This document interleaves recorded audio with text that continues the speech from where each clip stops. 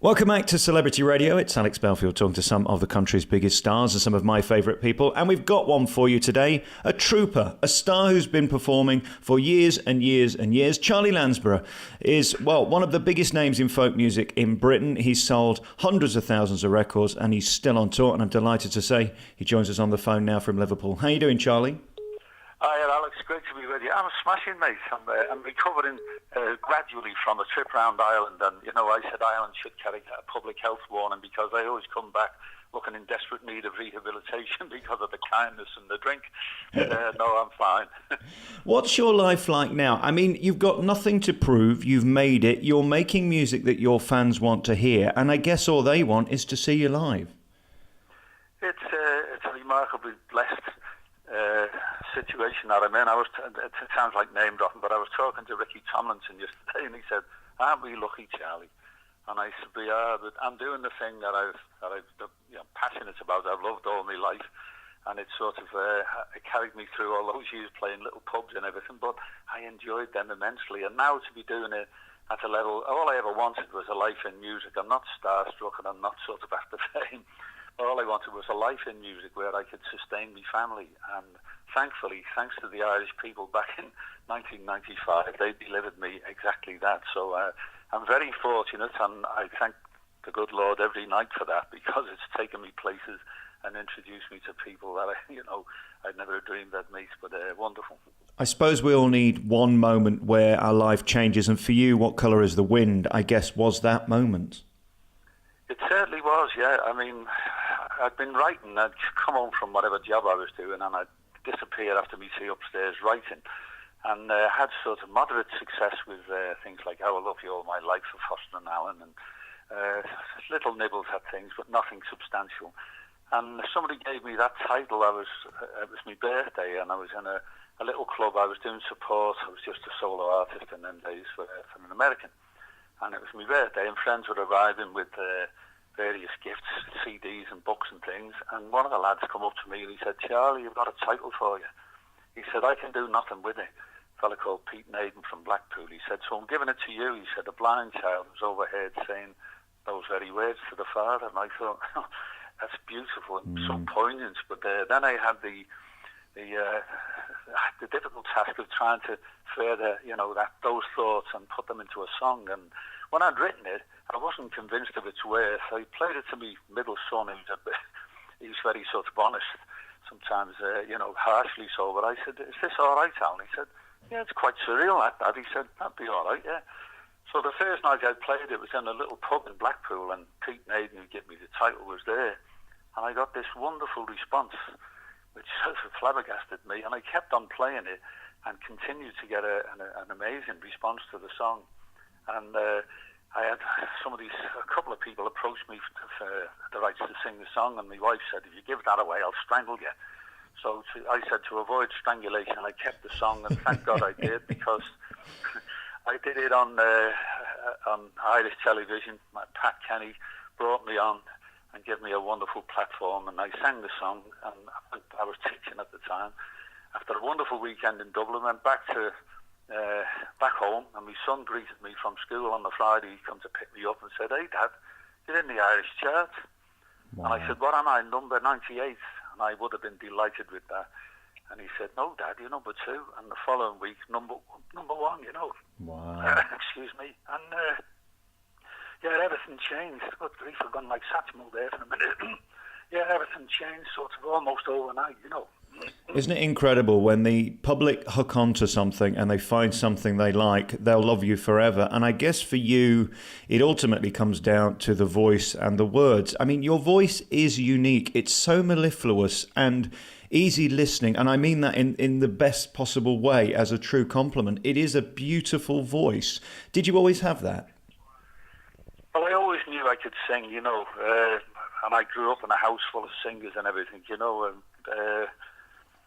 so I knew my dad said I used to sing myself to sleep when I was 3, I always loved singing, the experience of singing. It was almost like the exhilaration you'd get from when you're young and you can run like the wind. That same sort of exhilaration from singing. And it just stayed with me. And then when my brothers came home with the first guitars we'd ever seen in Birkenhead, and I picked up this guitar, and started to play a few chords, I thought, this is fantastic. I've got one of the best friends I'll ever have in life, and it was the combination of the guitar, the singing, and then the writing, which was born of frustration. I began to write because I wanted to sing, and I thought, well, I'm getting nowhere. Maybe if I write something, I'll get there, you know. And thankfully, that's exactly what happened many years later. But I suppose sometimes, in retrospect, I look back and think maybe it was a good thing I never got a break earlier on, because I might be dead now. I was so silly and everything. But yeah, I've always loved singing since I was a small boy, surrounded by a house full of animals and full of music. We had a monkey at one stage, chickens in the back, a duck, dogs and cats. My father sang, my mother sang, my brothers all sang. They were all merchant navy men. Charlie, I lost the line then. Did you just say you had a monkey? We had a monkey, yeah. Amongst the many gifts that my brothers brought back from abroad, I've told the story quite a few times, but I remember my brother Harry coming home from West Africa, and he was a merchant navy man, and everybody on board ship thought it'd be a great idea to get a monkey. So the ship was awash with monkeys, and the captain found out and said, the order come round, all monkeys overboard. Well, Harry said, well, they're not getting my monkey. So he mixed a combination of rum and aspirin and drugged the poor monkey to keep it quiet. No. And I said, by the time it arrived in Birkenhead, it was a drug addict and a drunk, you know, but, to keep it alive. And when he was coming ashore, it was a really hot day in summer, and he had a big overcoat on with this little monkey still asleep inside his coat. And customers were far more lax in them days. And he came through the gates, and the lads knew him well. And as he got about 100 yards up the road, he said, have a good leave, Harry, and look after the monkey, won't you? But they knew he had it all the time, and it was the best gift, and it made me like the most popular lad in school, because everybody wanted to see Charlie's monkey, you know. But yeah, it was one of, as I say, the house was always full of animals and music, so it was a great house. Although it sounds, you know, if you described the area, you'd say, well, from our front window you could see the docks, the coal wharf, the railway lines, the dumps. It doesn't sound very good, but it was a wonderful childhood I had. It puts me in mind of Paul O'Grady's autobiography. He was brought up in Birkenhead as well. And the one thing you did have, you might not have had huge money, but you had community and you had people and you had love. And with 11 children in that house, I just wonder how it functioned. I mean, it must have been an extraordinary life. Well, it was amazing. When the area was being pulled down, all the houses, and I went back there to get into the house while it was still standing, to see if there was any old photographs or anything in the attic. And of course all the houses were boarded up, but somebody'd obviously pulled something up, and I could access the back window. And I got in, left my car parked in this sort of desolate area. There was only 2 houses standing, one of them was ours. And when I got in, I was amazed at how small it was. And I couldn't find anything at all. And as I was climbing out, there was a policeman waiting for me. Oh. And I said, listen, I'm sorry. I said, I used to live here. I said, I just went in. And he said, no, I thought he was going to arrest me. He said, no, it's okay. He said, I just saw the car and thought somebody'd stole it and abandoned it. So I got away with it. Yeah, but it was amazing that this house with, so little room housed so many memories. And you were right. We didn't have much, but we had a wonderful community spirit, fantastic characters. And, and out of those situations, I think great things come, you know. I mean, some of the characters and some of the entertainers and everything that come from that sort of background is unbelievable. And what was the queue like for the bathroom in the morning? I mean, that's quite a length, isn't it? Well, I wasn't a favourite. I'm all right now, but when I was a lad, my brothers called me Omo, which was not spelled O-M-O, because that was the Perstal it was, you know, the washing powder, because I hated getting washed, getting bathed and that. And I remember my mum was shouting me for a bath, and there was a big basket with old clothes in it, and I hid under the pile of old clothes until it was too late to get the bath. I'm all right now, though. I've cleaned myself up. But, made an effort. So I don't think I was ever in the queue for the bathroom. That's hysterical. And then we look at your international success. Did you ever think that would come? Because it is interesting how if they love you in Ireland, they tend to love you in Australia and New Zealand. And, I mean, you're a big star down there. Was that a surprise? Well, it was a huge surprise to me. I thought that the only connection I'd ever had with Australia was a picture of my brother's ship sailing under Sydney Harbour Bridge when he was in the Merchant Navy. Yeah. And to discover that you can go 12,000 miles away. I mean, I remember the first time I went, I played in a little place in the outback, really, and some people came and said, Charlie, we've got everything you ever did, and we've travelled 600 miles to see you today. And that sort of blew me away to think that, you know, these little songs I'd written up in my bedroom were suddenly being heard around the world. And when I went to Australia, I asked Tony Allen of Foster and Allen, I said, what's the Aussies like? And he said, they're like the Irish.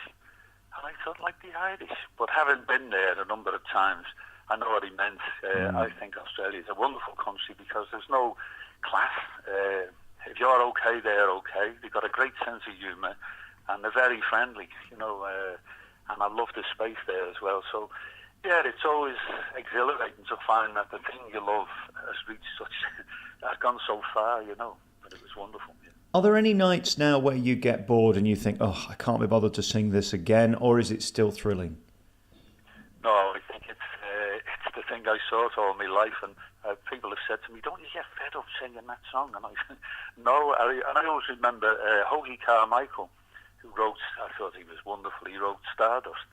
And every time he heard that played anywhere, he stood up to attention.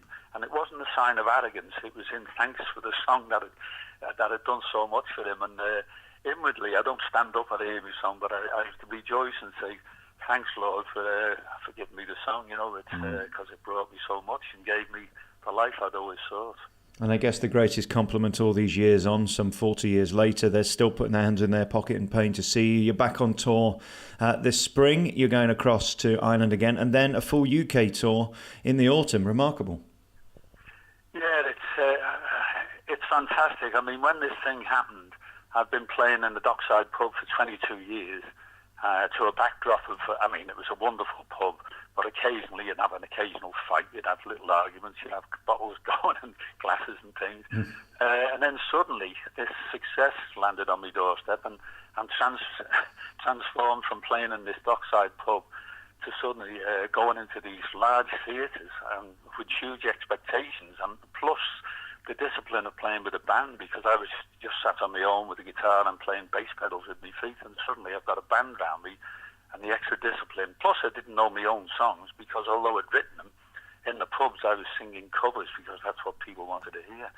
So it was a bit sort of, a bit daunting, but it was exhilarating too to suddenly step out and say, well, this is what I always wanted, and here we are. And to find that it went, I mean, the first night in Dublin, was incredible. I mean, I went out shaking like a leaf because I'm not the most confident fella in the world, and I came off shaking like a leaf, but with a mixture of euphoria and relief that the people had received it so well. So, yeah, it fills you full of emotion, and to do the thing I'm doing, no, I never get bored because I meet fantastic people, and I've got great people around me. You never achieve anything on your own. I've got a wonderful band, great sound enlightened people, and we're all friends, and then I meet wonderful people, so I'm very thankful. I think folk and country music particularly, your fans are genuine and incredibly loyal, aren't you? You're lucky in a sense that it's not like being a pop star where you're popular in March and by April they've found someone else. No, well, that's true. And at first, it worried me a little bit because I'd be playing, say, up in Glasgow, and there'd be somebody sat in the front row. Like there was a lovely older lady who came, and then next night I might be in somewhere like Bristol, and there she was again in the front row, and I thought, she must be bored to death listening to me because I'm singing the same songs.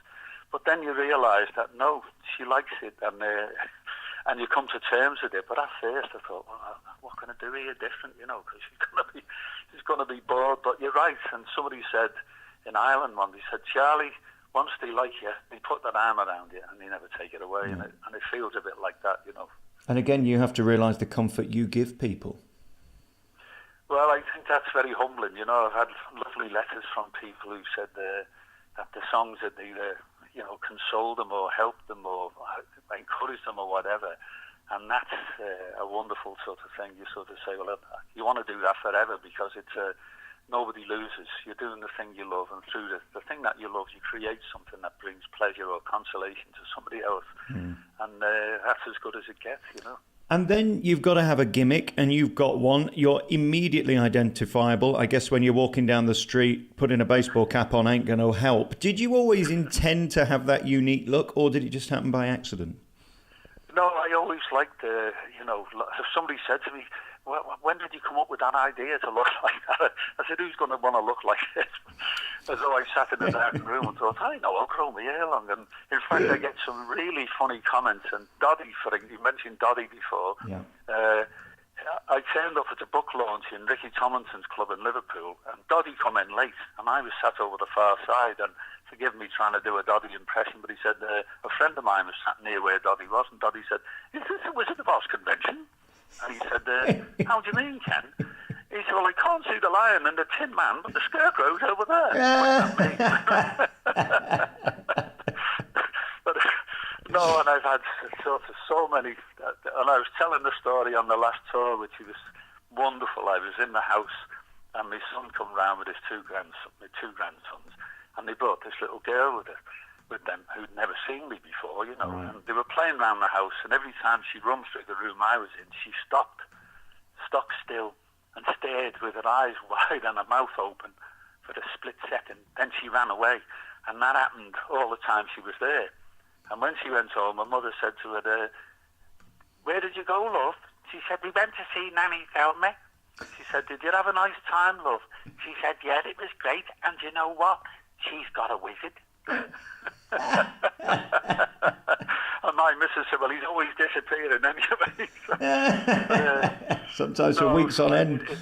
I've had some wonderful sort of funny things said about the way I look, and Doddy knows when he takes the mickey out of me that I rejoice in that. It's just good fun. And isn't that what's great about Liverpool people and those people from the north west? Such great sense of humour, such character, and it's all just done in fun.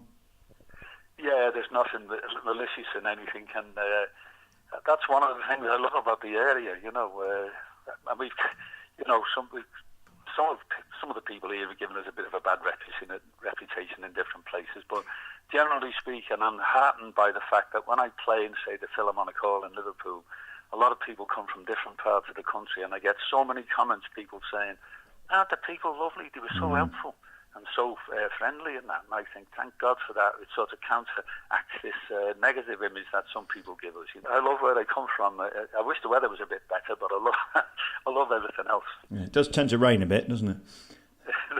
It's either freezing or raining or a combination of both, Charlie Landsborough, thank you so much for your time. You can get all the island tour dates for the spring at the website charlielandsborough.com and find out about the autumn tour, which kicks off later in the year. You can get a chance to see Charlie Landsborough at Billingham at the Forum Theatre from October 19th, then on to Motherwell and Inverness and Ayr, through Barnstaple and Torquay, Swindon, Weston-super-Mare, many other dates as well, Kings Lynn, and ending up in Liverpool on Monday, 13th of November at the Philharmonic Hall. You can see Charlie Landsborough there, www.charlielandsborough.com. Charlie, thank you so much for your time. What a thrill talking to you. It's been a pleasure talking to you, Alex. Thanks very much for having me. God bless you.